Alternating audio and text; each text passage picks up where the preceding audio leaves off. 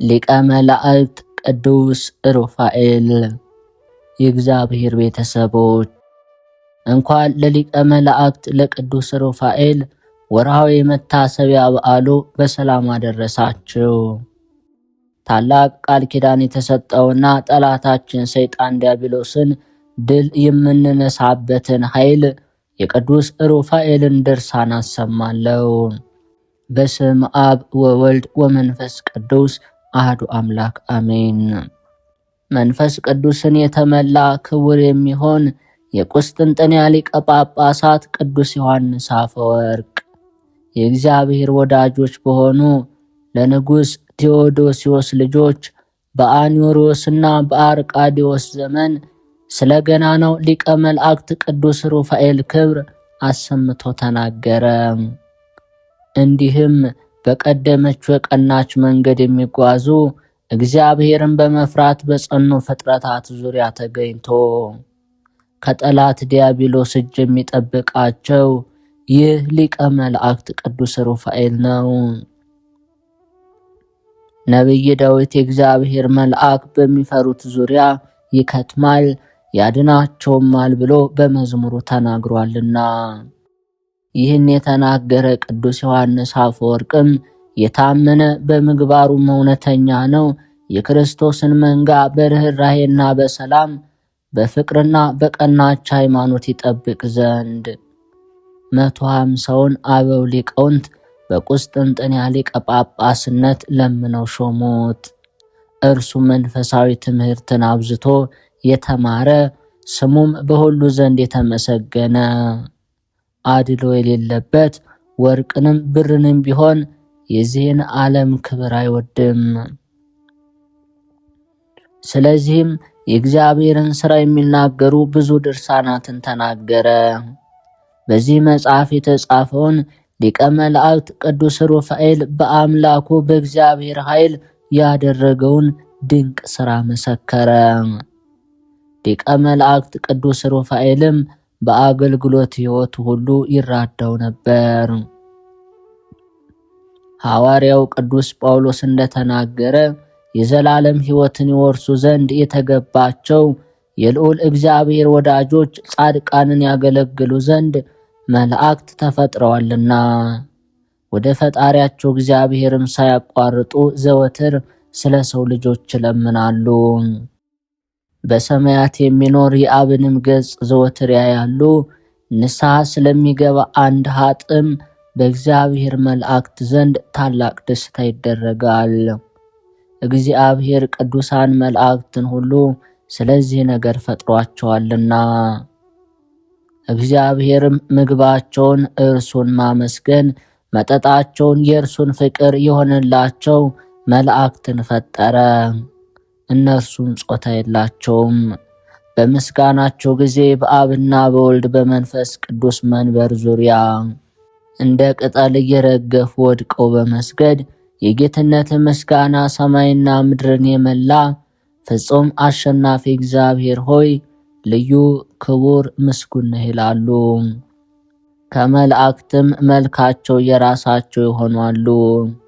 ቁመቱም ከምድር እስከ ሰማይ የሚደርስ አለ።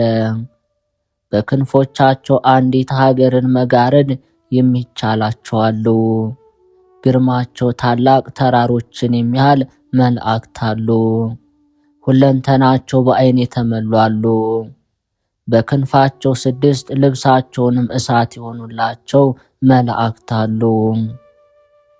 ዳግመኛ መባረክትን የታጠቁ በነፋሳት የሚጓዙ ደመናትን የተጎናጸፉ መላእክት አሉ።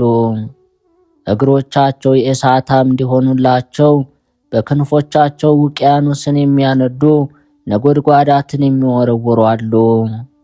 ከእግዚአብሔር በቀር የመላእክት ተፈጥሮ የሚያውቅ ማንም የለም። የነገድ ስማቸውም አጋዕዝት፣ ኃይላት፣ ስልጣናት፣ ሊቃናትና መናብርት፣ መኳንንትና አርባብ፣ ኪሩቤልና ሱራፌል፣ አእላፍ ድርገታትም ተብለው ይታወቃሉ። አለቆቻቸውም ቅዱስ ሚካኤል፣ ቅዱስ ገብርኤል፣ ቅዱስ ሩፋኤል፣ ቅዱስ ፋኑኤል፣ ቅዱስ ራጉኤል፣ ቅዱስ ኦራኤል፣ ቅዱስ ሱሪያል፣ ቅዱስ ሰዳክያል፣ ቅዱስ ሰላትያልና ቅዱስ አናንኤል ናቸው።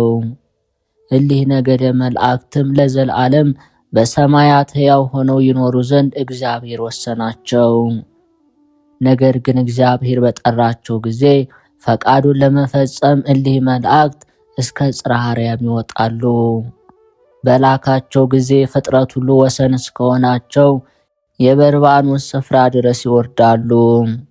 ተመልሰውም ብቻውን የነበረ ያለና የሚኖር በአገዛዝ ላይ ሁሉ ስልጣን ያለው እርሱን ከማመስገን በቀር በሽታም ሞትም ቢሆን ሐዘንም ቢሆን ወደ ሌለበት ቦታቸው ይገባሉ። እግዚአብሔር ከሊቀ መላእክት ሩፋኤል ሰራዊት መርጦ በመንበሩ ዙሪያ አቆማቸው። ከእሳት ወርቅ የተሰራ ጽናዎች የሚያንጸባርቅ የብርሃን አክሊል አንጓቸው ብርሃን የሆነ ዘንግንም ሰጣቸው። መልኩ መብረቅ የሆነ የክህነት ልብስን አለበሳቸው። ከማዕጠንታቸው ምስጋና የተመላ መዓዛው ደስ የሚያሰኝ ዕጣን ይወጣል። እግዚአብሔርም ማዕጠንቶቻችሁ የቅዱሳን ሁሉ ጸሎት ወደ እኔ ይቀርብ ዘንድ ይደረግላችሁ አላቸው። ከልዑል እግዚአብሔር ዘንድ የሰው ልጆችን ሁሉ ኃጢአት በመለመን ይቅርታን ማሰጠት ለሊቀ መላእክት ቅዱስ ሚካኤል ሦስቱን ወጣቶች ሲድራቅና ሚሳቅ አብደናጎን ከእሳት ላዳናቸው ለሊቀ መላእክት ቅዱስ ገብርኤል ብስራት እንደተሰጣቸው ከታላላቆቹ ሊቃነ መላእክት አንደኛው በማዕረጉም ከነርሱ ሦስተኛ ለሆነ ለቅዱስ ሩፋኤል የሴቶችን ማኅፀን ይፈታ ዘንድ ሥልጣን ተሰጥቶታል።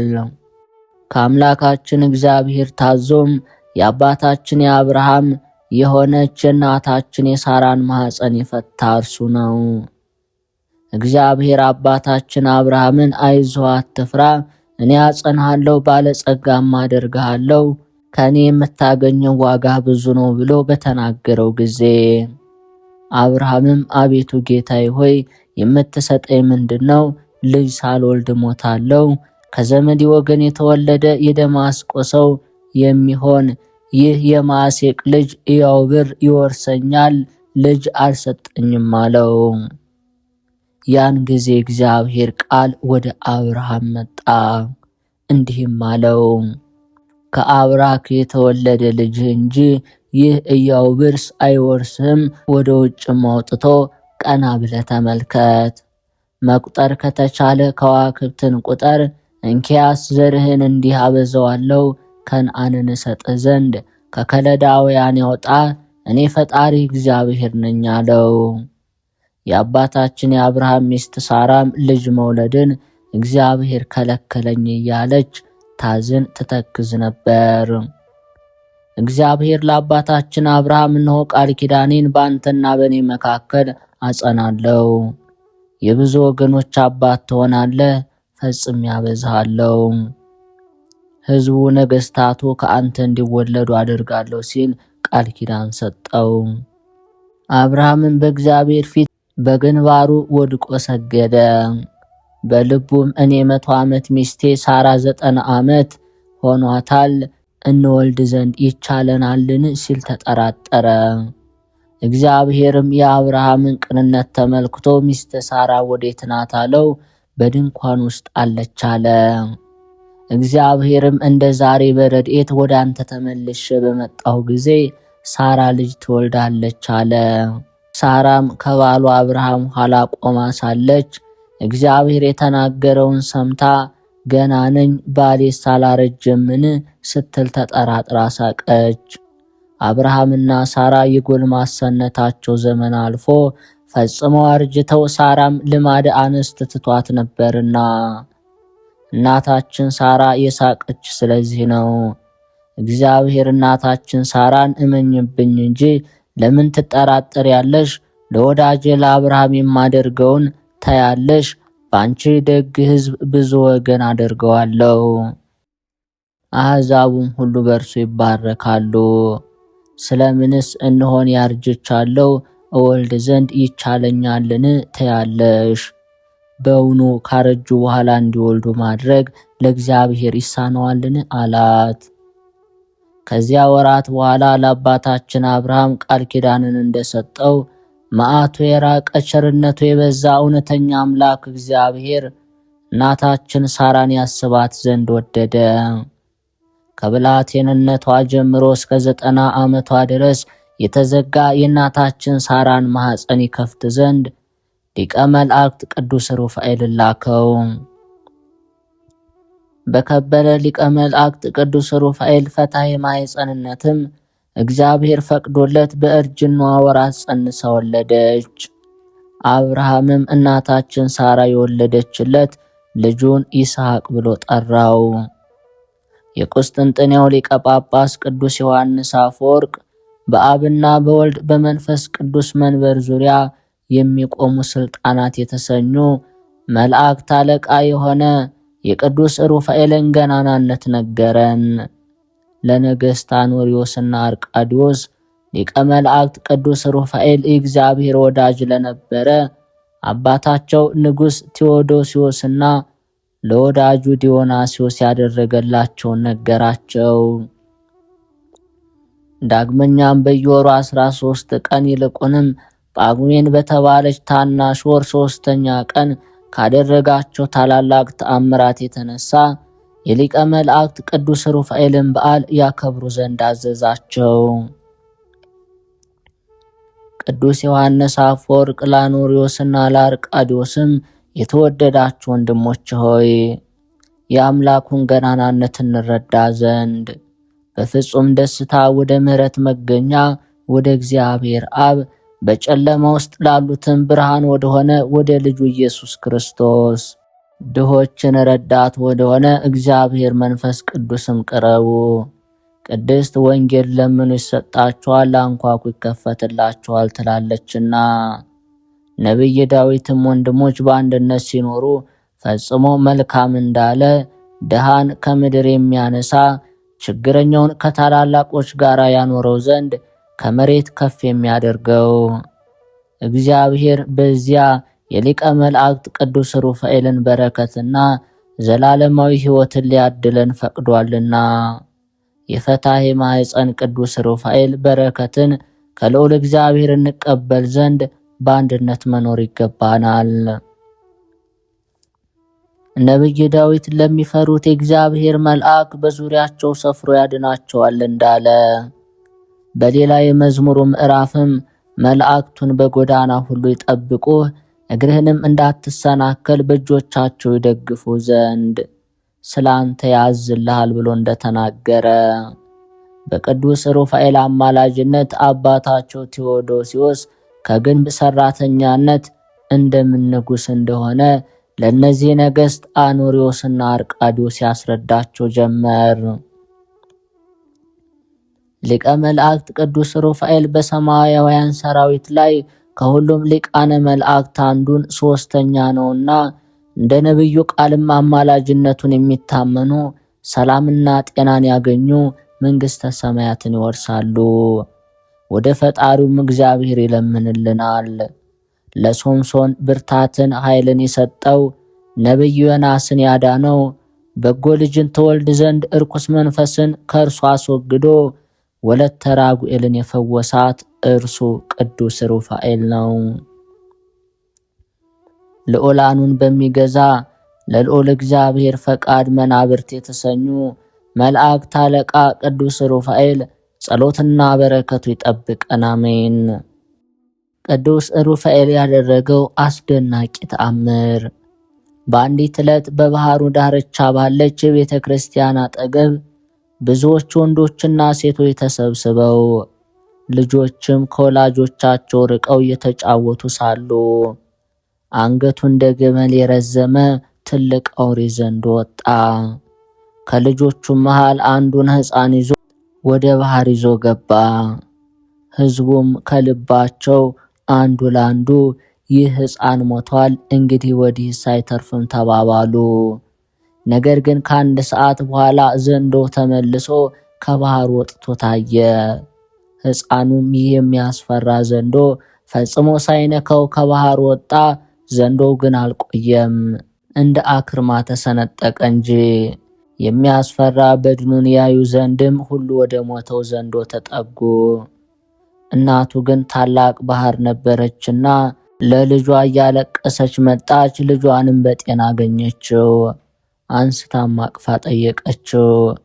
ክንፎች ያሉት አንድ ብሩህ መልአክ መጥቶ አንስቶ አቅፎ እርሷ ወዳለችበት ወደዚያ ስፍራ እንዳመጣው ነገራት።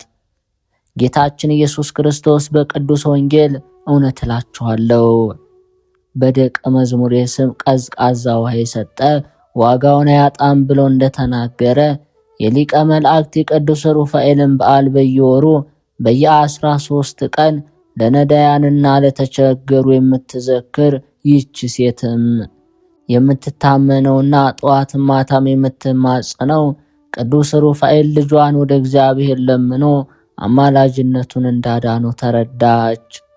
ከዚያ ሰዓት ጀምሮ የቅዱስ ሩፋኤል ቤተ ክርስቲያን አገልጋይ ሆነች። በረከቱ ረድኤቱ ይጠብቀን። ዳግመኛም ሊቀ መላእክት ቅዱስ ሩፋኤል ያደረገው አስደናቂ ተአምር። በአንዲት ሀገር በምግባሩ አብርሃምን የመሰለ ቆስጠንጢኖስ የተባለ አንድ ሰው ነበር። የልጁ እናት ሚስቱ ቀድሞ ሞታለችና ብቻውን ያሳድገው ዘንድ አንድ ልጅ ብቻ ነበረው። የዚህ ልጅ አባት ሰውም ሁል ጊዜ የሊቀ መላእክት ቅዱስ ሩፋኤልን በዓል እያከበረ ወደ እግዚአብሔር ቀንና ሌሊት ይጸልይ ነበር። በአንዲት ዕለትም ሊቀ መላእክት ቅዱስ ሩፋኤል በይዋሄው ለሚመስለው ለዚያ ብላቴና በድንገት ተገለጸለት። ሕፃኑም አንተ ማነህ ብሎ ጠየቀው። ቅዱስ ሩፋኤል አንተ ሕፃን አይዞህ አትፍራ፣ እኔ በእግዚአብሔር ፊት የምቆም ሩፋኤል ነኝ። እነሆ ወደ አባት ተልኬ መጥቻለሁ።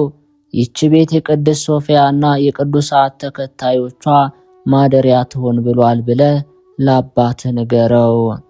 የአባትህንም መልስ እስከምትነግረኝ ድረስ እዚህ እጠብቅሃለሁ አለው። ሕፃኑም ሄደ። ታላቁ መልአክ ቅዱስ ሩፋኤልም እንዳገኘው የነገረውን ሁሉ ለአባቱ ነገረው። አባቱን በሰማ ጊዜ በታላቁ መልአክ ቅዱስ ሩፋኤል ፍቅር ልቡ እንደ እሳት ተቃጠለ። ልጅን መልሼ አልከውም። መልሱንም ይዞ ልጄ ወደ መልአኩ ካልተመለሰም የተገለጸለት ይህ ታላቅ መልአክ ቅዱስ ሩፋኤል ወደ ሌላ ቦታ አይሄድም፣ ሀገሪቱንም አይተዋትም፣ መልአክ የተናገረውን አይለውጥምና ሲል አሰበ። ልጁም ወደ ውጭ ወጥቶ ተገልጾ ወደ ላከውና ወደ ቅዱስ ሩፋኤል ዘንድ እንዳይሄድ እንዳሰበውም መልአኩ ሀገሩን እንዳይተዋት ሲል ልጁን ከቤቱ ምሰሶ ጋር በገመድ አሰረው። መልአኩም ከስፍራው አልተለየም። በይዋሄው ስለ መልአኩ ቅዱስ ሩፋኤል ፍቅር ብሎ የተጨነቀ የዚያን ሰው ሀገርም አልተዋትም። ነገር ግን ክቡር ሊቀ መልአክ ቅዱስ ሩፋኤል ሌሊት በራእይ በታላቅ ግርማ ተገልጾ ይህ ሥራ ተገቢ ነውን? ስለምንስ መልስን እንዳይነግረኝ ልጅህን አሰርከው አለው። ያ ሰውም አንተ የከበርክ መልአክ ሆይ ከዚህ በፊት እኔ ገጽህን አይቼ ስለማላውቅ አይህ ዘንድ ሀገሬንም ትተህ እንዳትሄድ ስለ አንተ ፍቅር ብዬ ነው ይህንን ሁሉ ያደረግኩ ሲል መለሰለት። ሊቀ መላእክት ቅዱስ ሩፋኤልም ያንን ሰው በልብ ያሰብከውን ከመፈጸም አስቀድሞ ልብና ሕሊናን በሚመረምር በፈጣሪ በእግዚአብሔር ኃይል እረዳሃለሁ። ስለዚህም ታገስኩ። ነገር ግን ይህ ትንሽ ልጅ መልእክቴን ሲነጋገርህ በጽሞና በፈጸምክ ነበር። እንግዲህ ወዲህ ስህተትን ይቅር ይልህ ዘንድ ከገንዘብ ለተቸገሩ ሽማግሌዎች እናት አባት ለሌላቸው እየሰጠ ወደ እግዚአብሔር ለምን። እኔም የፈጸምከውን በደል ይቅር ይልህ ዘንድ ወደ እግዚአብሔር እለምንልሃለሁ አለው። ይህ ሰው ከእንቅልፉ በነቃ ጊዜ እጅግ ደንግጦ አዘነ፣ በልቡ ተከዘ። ሊቀ መላእክት ቅዱስ ሩፋኤል እንደተገለጸለት አወቀ። ፈጥኖም ልጁን ፈታው። ተጸጽቶም ገንዘቡን ለድሆችና ለተቸገሩ መጸወተ። የቅዱስ ሩፋኤል በረከቱ ረድኤቱ ይጠብቀን፣ አሜን።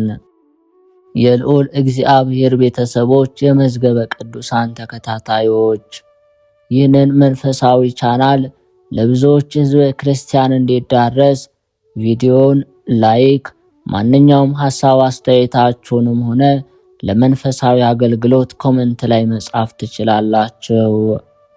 በማህበራችን መንፈሳዊ ጉዞ አዘጋጅተናልና በተለይም ጾመ ፍልሰታን በጅሩ ቅድስት አርሴማ ማሳለፍ እግዚአብሔር የፈቀደላቸው ሐምሌ 30 ትራንስፖርት አዘጋጅተናልና በቂ ማረፊያም ስለተዘጋጀ በስልክ ቁጥራችን ደውላችሁ መመዝገብ ትችላላችሁ። ስልክ ቁጥራችን በስክሪኑ ላይ ታገኛላችሁ። አቅራቢና አዘጋጅ ዲያቆን ቤተ ማርያም